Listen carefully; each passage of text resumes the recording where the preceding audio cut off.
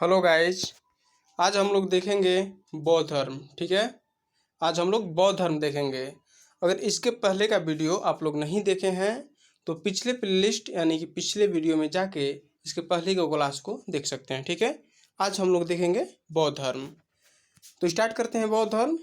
बौद्ध धर्म के संस्थापक गौतम बुद्ध का जन्म 563 ईसा पूर्व में कपिलवस्तु, कहाँ तो कपिलवस्तु, और कब तो 563 ईसा पूर्व में पीपरहवा के निकट नेपाल की तराई में अवस्थित लुम्बिनी यानी कि रुमिनदेई में हुआ था। बुद्ध का महात्मा बुद्ध का यानी कि गौतम बुद्ध का जन्म कहाँ हुआ था तो कपिलवस्तु में। कब तो 563 ईसा पूर्व में।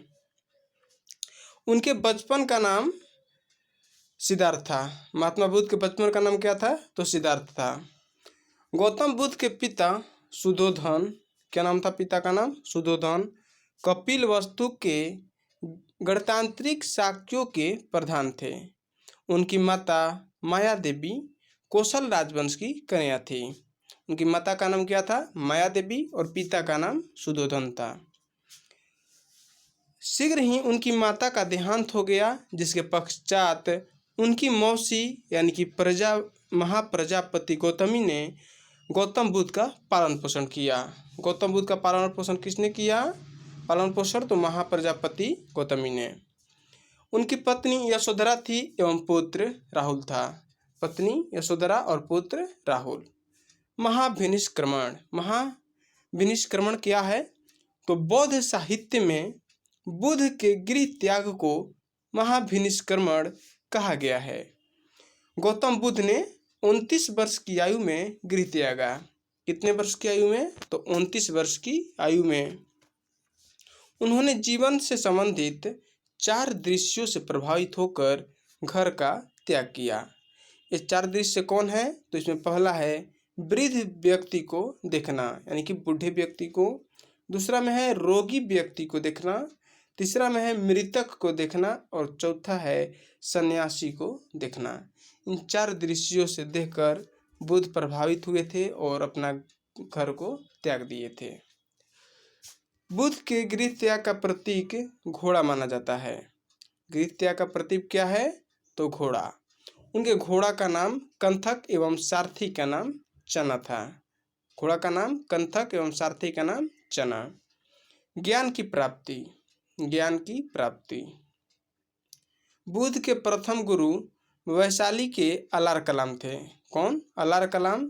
और ये कौन थे तो सांख्य दर्शन के आचार्य थे, जिनसे महात्मा बुद्ध ने यानी गौतम बुद्ध ने संन्यास काल में शिक्षा प्राप्त की। ठीक है, संन्यास काल में शिक्षा किससे प्राप्त की थी तो अलार कलाम से, जो कि वैशाली के थे। रुद्रक रामपुत्र उनके एक और भी गुरु थे।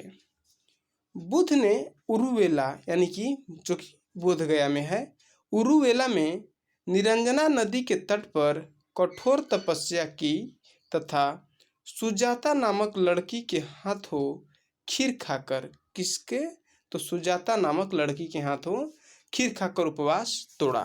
ठीक है।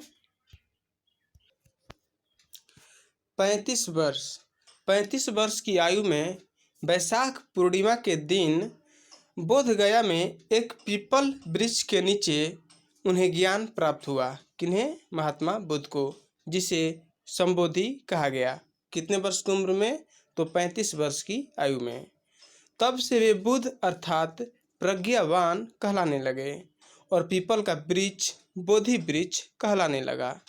बुद्ध को तथागत यानी कि वस्तुओं का वास्तविक जानकार एवं मैत्रेय और शाक्य मुनि कहा गया है। ठीक है, बुद्ध को क्या कहा गया है? तथागत, मैत्रेय एवं शाक्य मुनि कहा जाता है।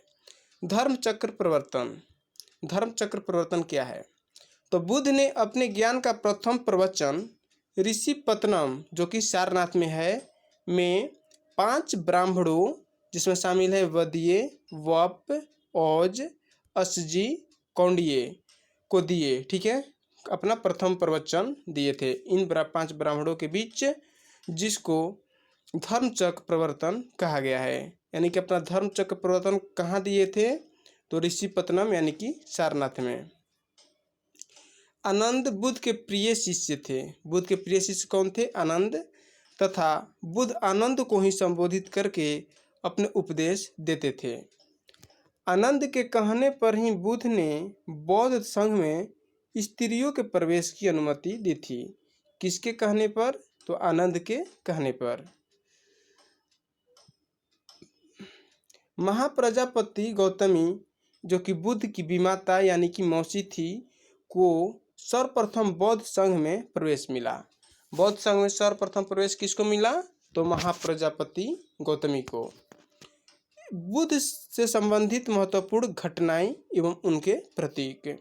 तो हाथी क्या है, किसका प्रतीक है? तो माता के गर्भ में आना। बुद्ध के जन्म का प्रतीक क्या है? तो कमल। गृह त्याग का घोड़ा। ज्ञान प्राप्ति का बोधि वृक्ष। प्रथम उपदेश यानी कि धर्मचक्र प्रवर्तन कहलाया। और ज्ञान इंद्रियों पर विजय यानी कि भूमि स्पर्श। और महापरिनिर्वाण यानी कि एक करवट सोना। महापरिनिर्वाण यानी कि मृत्यु को प्राप्त हो जाना। महापरिनिर्वाण। महापरिनिर्वाण। बुद्ध 80 वर्ष की उम्र में 483 ईसा पूर्व में चुंद नामक एक कर्मकार के हाथों शुकर खाने के उपरांत कुशीनगर यानी कि कुशीनारा में स्वर्गवासी हुए। इस घटना को महापरिनिर्वाण कहा गया है। कहाँ हुआ? तो कुशीनगर में। कब? तो 483 ईसा पूर्व में 80 वर्ष की उम्र में। ठीक है। बुद्ध की मृत्यु के बाद उनके अवशेषों को 8 भागों में बांटकर 8 स्तूपों का निर्माण किया गया। कितने भागों में बांटा गया? तो 8 भागों में। बुद्ध के अनुयायी। बुद्ध के अनुयायी हैं आनंद, उपाली, सारिपुत्र, जीवक, अजातशत्रु, मगध नरेश थे, अशोक, देवदत्त, घोषाल, महाप्रजापति गौतमी, बिंबिसार की पत्नी क्षेमा, सुनंदा, यशोधरा, प्रोसेनजीत। प्रोसेनजीत कौन थे? तो कौशल नरेश थे। ठीक है। बुद्ध का भ्रमण। बुद्ध का भ्रमण। बुद्ध ने लगातार भ्रमण कर 40 साल तक उपदेश दिए। तो कब भ्रमण नहीं किए थे? तो वर्षा ऋतु में। यानी कि केवल वर्षा ऋतु को छोड़कर सालों भर भ्रमण करते थे। यानी कि 40 साल तक अपने उपदेश दिए।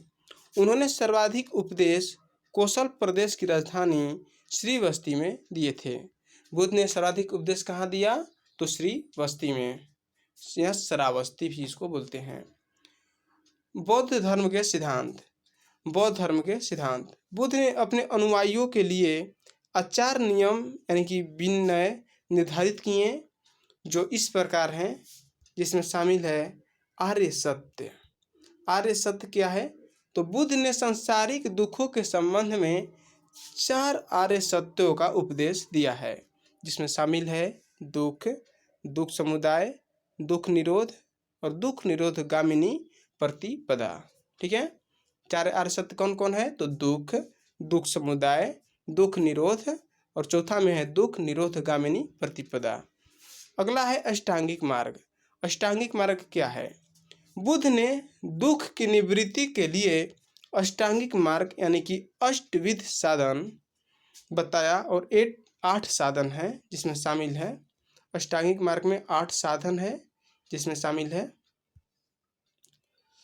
सम्यक दृष्टि, सम्यक संकल्प, सम्यक वाक्य, सम्यक कर्मांत, सम्यक आजीव, सम्यक व्यायाम, सम्यक स्मृति और सम्यक समाधि। ठीक है। इसके बाद आता है निर्वाण। निर्वाण बौद्ध के अनुसार यदि कोई व्यक्ति 8 मार्गों का अनुसरण करे तो वह अपना लक्ष्य यानी कि निर्वाण प्राप्त कर लेगा।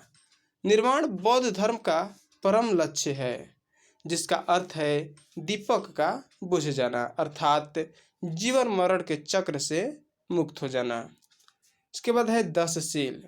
10 शील क्या है? 10 शील निर्माण को और सरल बनाने के लिए बुद्ध ने 10 शीलों का भी प्रतिपादन किया है, जो है अहिंसा, सत्य, असत्य यानी कि चोरी न करना, पराये धन का लोभ नहीं करना, नशे का सेवन न करना, स्त्रियों से दूर रहना, दुराचार से दूर रहना, असमय भोजन नहीं करना, सुगंधित पदार्थों का वर्जित और आभूषणों का त्याग करना। ठीक है, 10 शील कौन कौन है?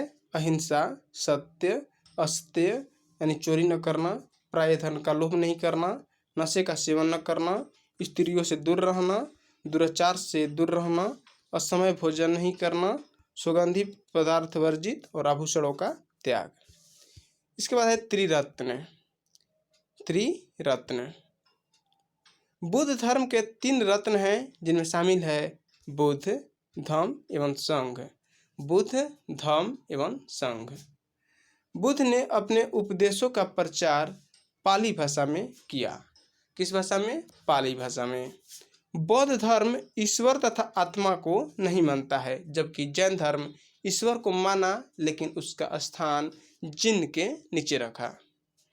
बौद्ध धर्म के अनुसार मोक्ष इस जीवन में भी संभव है, इसे प्राप्त करने के लिए मृत्यु आवश्यक नहीं है।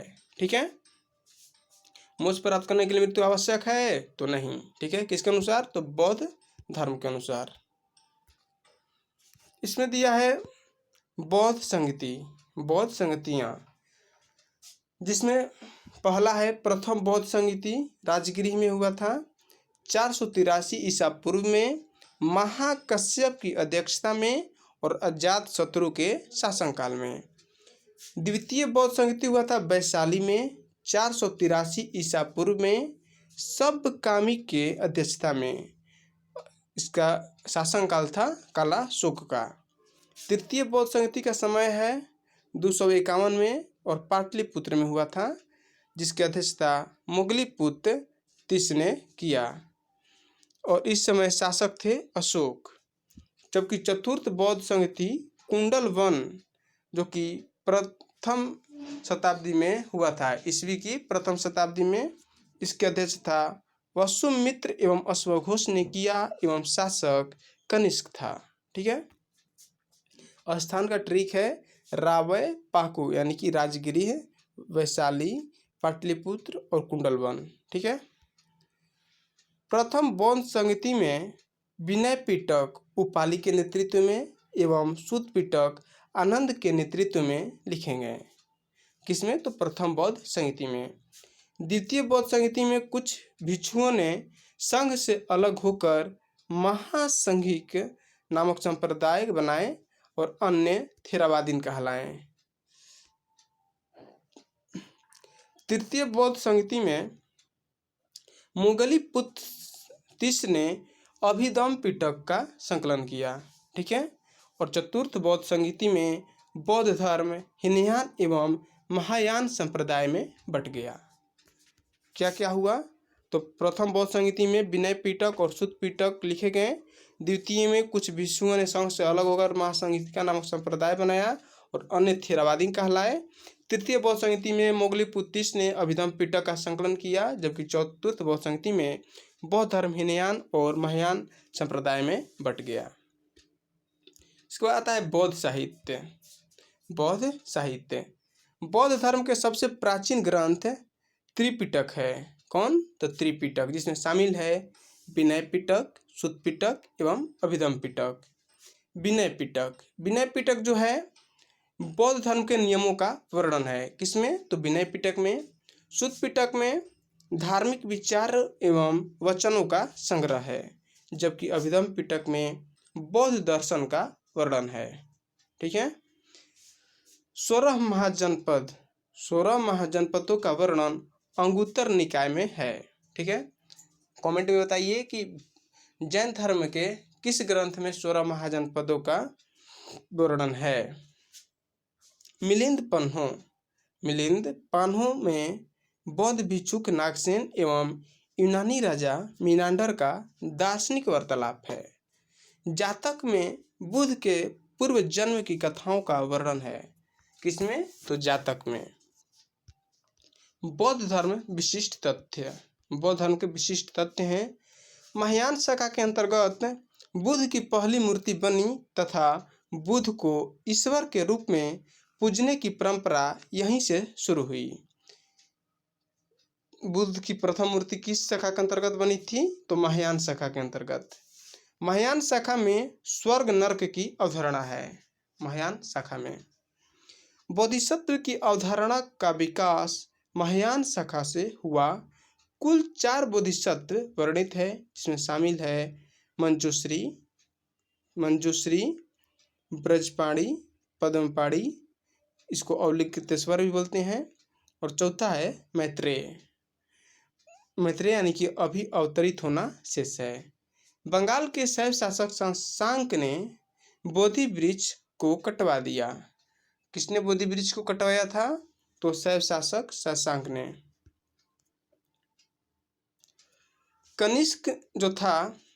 कनिष्क और हर्षवर्धन महायान शाखा के पोषक शासक थे। कौन? कनिष्क और हर्षवर्धन।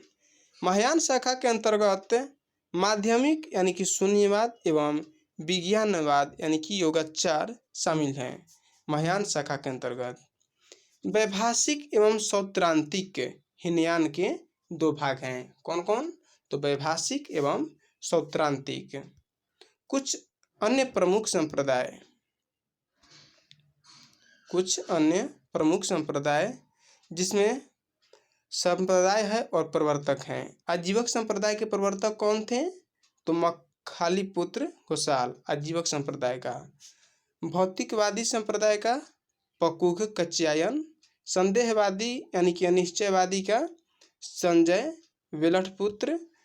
अक्रियवादी का पूरन कश्यप और भौतिकवादी का अजित केशव कामलिन। आजीवक संप्रदाय का मखालीपुत्र घोषाल, भौतिकवादी का पकुघ कच्यायन, संदेहवादी का संजय वेलठपुत्र, अक्रियवादी का पूरन कश्यप एवं भौतिकवादी का अजित केशव कामलिन। अब देखेंगे वैष्णव धर्म। ठीक है, वैष्णव धर्म यानी कि भागवत धर्म। वैष्णव धर्म का केंद्र बिंदु भागवत या विष्णु की पूजा है। ठीक है, किसकी पूजा? तो भागवत यानी कि विष्णु की। महाभारत में विष्णु ही कृष्ण वासुदेव कहलाए हैं। कृष्ण वृष्णि कबीले से संबंधित थे। किस कबीले से? तो वृष्णि कबीले से। भगवत संप्रदाय का प्रमुख तत्व है भक्ति एवं अहिंसा। भक्ति का अर्थ है प्रेममय, निष्ठा, निवेदन एवं अहिंसा का अर्थ है किसी जीव का वध न करना। भक्ति का अर्थ है प्रेममय, निष्ठा एवं निवेदन, और अहिंसा का अर्थ है किसी जीव का वध न करना। वैष्णव संप्रदाय ने अवतारवाद का उपदेश दिया है। ठीक है, किसने? तो वैष्णव संप्रदाय ने। और इतिहास को विष्णु के 10 अवतारों के चक्र के रूप में प्रतिपादित किया है। विष्णु के 10 अवतार हैं मत्स्य, कूर्म, वराह, नृसिंह, वामन, परशुराम, राम, कृष्ण बलराम, बुद्ध एवं कल्कि। कृष्ण बलराम एक ही है। कौन कौन? तो मत्स्य, कुर्मु, वराह, नृसिंह और वामन, परशुराम, राम, कृष्ण बलराम, बुद्ध एवं कल्कि। कृष्ण का उल्लेख सर्वप्रथम छांदोग्य उपनिषद में मिलता है। कृष्ण का उल्लेख किसमें मिलता है? तो छांदोग्य उपनिषद में। यह धर्म परम उदार था, इसीलिए इसने विदेशियों को अपनी ओर खींच लिया। कौन? तो भागवत धर्म। वैष्णव धर्म का सर्वाधिक विकास गुप्त काल में हुआ है। किस काल में? तो गुप्त काल में वैष्णव धर्म का सर्वाधिक विकास हुआ है। इसके बाद आता है शैव धर्म। शैव धर्म के लोग भगवान शिव की उपासना करते थे। ठीक है, किसकी? भगवान शिव की। मत्स्य पुराण में लिंग पूजा का पहला स्पष्ट वर्णन मिलता है। लिंग पूजा का पहला स्पष्ट वर्णन मत्स्य पुराण में। इस धर्म के विकास की प्रक्रिया में कुछ संप्रदायों यानी कि पशुपति, कपालिक, कालामुख, लिंगायत आदि का विकास हुआ और इसका वर्णन वामन पुराण में मिलता है। कपालिक संप्रदाय के इष्ट देव भैरव थे। भैरव किस संप्रदाय के इष्ट देव थे? तो कपालिक संप्रदाय के। कालामुख संप्रदाय के लोगों को महाव्रतधर कहा जाता था। लिंगायत को जंगम या वीरशैव संप्रदाय भी कहा जाता था। इस संप्रदाय के प्रवर्तक अलग प्रभु और इनके शिष्य वासव थे। किसके? तो लिंगायत संप्रदाय के प्रवर्तक थे। पशुपत संप्रदाय के संस्थापक लकुलिश थे। लकुलिश पाशुपत संप्रदाय के। अथर्ववेद में शिव को सर्व भव पशुपति तथा भूपति कहा गया है। किसमें? अथर्ववेद में। नैनार संतों ने दक्षिण भारत में शैव धर्म का प्रचार प्रसार किया। कौन? तो नैनार संतों ने। नाथ संप्रदाय। नाथ संप्रदाय की स्थापना मत्स्येंद्र नाथ ने की थी और इसके प्रमुख प्रचारक बाबा गोरखनाथ थे। ठीक है। अब देखेंगे महाजनपद। महाजनपद, ठीक है। महाजनपद देखेंगे। 6ठी शताब्दी ईसा पूर्व में दूसरी नागरिक क्रांति हुई जिसमें 16 महाजनपद का उदय हुआ, जिसमें मगध आगे चलकर साम्राज्य बना। कौन? तो मगध। अंगुत्तर निकाय जो कि बौद्ध धर्म का साहित्य है एवं भगवती सूत्र जो कि जैन साहित्य है में 16 महाजनपदों की जानकारी मिलती है, जिसमें पहला है काशी। पहला कौन है महाजनपदों में? काशी। वर्तमान वाराणसी एवं उसका समीपवर्ती क्षेत्र काशी महाजनपद कहलाता था। कहाँ का? वाराणसी का। और इसकी राजधानी वाराणसी थी जो कि वरुणा एवं 80 नदियों के बीच में थी। दूसरा है अंग। अंग अंग के अंतर्गत भागलपुर एवं मुंगेर जो कि बिहार में है का क्षेत्र आते थे और अंग की राजधानी चंपा थी। ठीक है। एवं शासक ब्रह्मदत्त था। बाद में बिंबिसार ने अंग को मगध में मिला लिया। अंग को मगध में किसने मिलाया? तो बिंबिसार ने। तीसरा में है कौशल। इसके अंतर्गत फैजाबाद यानी उत्तर प्रदेश का क्षेत्र आता है और इसकी राजधानी श्रीवास्ती है। श्रीवस्ती। कौशल की राजधानी श्रीवस्ती थी। सरयू नदी इसे 2 भागों में बांटती है। उत्तरी कौशल की राजधानी श्रीवस्ती एवं दक्षिणी कौशल की राजधानी कुशावती यानी कि सहेत महत है नहीं थी। प्रसेनजीत यहाँ का प्रसिद्ध शासक था। कहाँ का? तो कौशल का। चौथा में है वत्स। वत्स जो है आधुनिक इलाहाबाद एवं कौशाम्बी जिला के अंतर्गत आता था। वत्स की राजधानी कौशाम्बी थी। अवंती महाजनपद ने वत्स को अपने साम्राज्य में मिला लिया। कौन? तो अवंती। मगध। मगध जो है वर्तमान पटना व उसके आसपास के क्षेत्र यानी कि जिले में अवस्थित था। कहाँ? तो पटना व उसके आसपास के क्षेत्र में। और मगध की राजधानी गिरिब्रिज यानी कि राजगिरी थी और यहाँ पर सर्वप्रथम हर्यक वंश का शासन था। मगध में किसका शासन था? सर्वप्रथम हर्यक वंश का। छठा में है वज्जी। वज्जी यह 8 राज्यों का संघ था और यह एक गणतंत्र महाजनपद था और इसका एक प्रमुख संघ लिच्छवी था जिसकी राजधानी वैशाली थी। लिच्छवी की राजधानी कहाँ थी? तो वैशाली। 7वां है मल। मल एक गणतंत्र महाजनपद था जो कि आधुनिक गोरखपुर एवं देवरिया जिले में अवस्थित था। कुशीनगर या कुशावती यहाँ की राजधानी थी। मल की राजधानी कहाँ थी? कुशीनगर या कुशावती।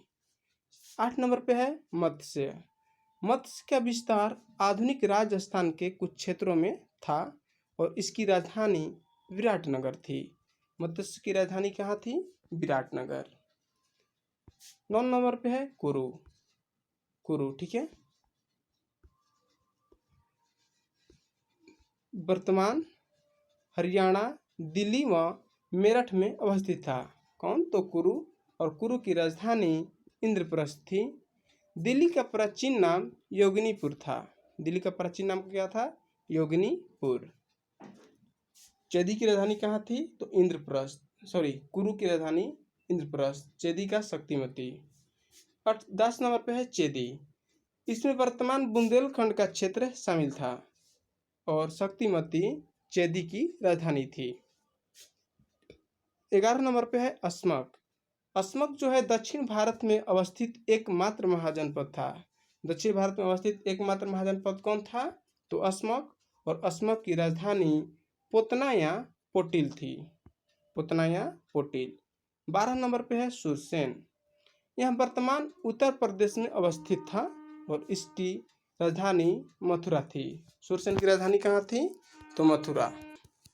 मेगास्थनीज ने इंडिका में सूर्यसेन का वर्णन किया है। सूर्यसेन का वर्णन किसने किया है? तो मेगास्थनीज ने इंडिका में। कमेंट में बताइए कि मेगास्थनीज किसका सेनापति था? सेनापति या राजदूत किसका था? 13 नंबर पे है अवंती। ठीक है, अवंती।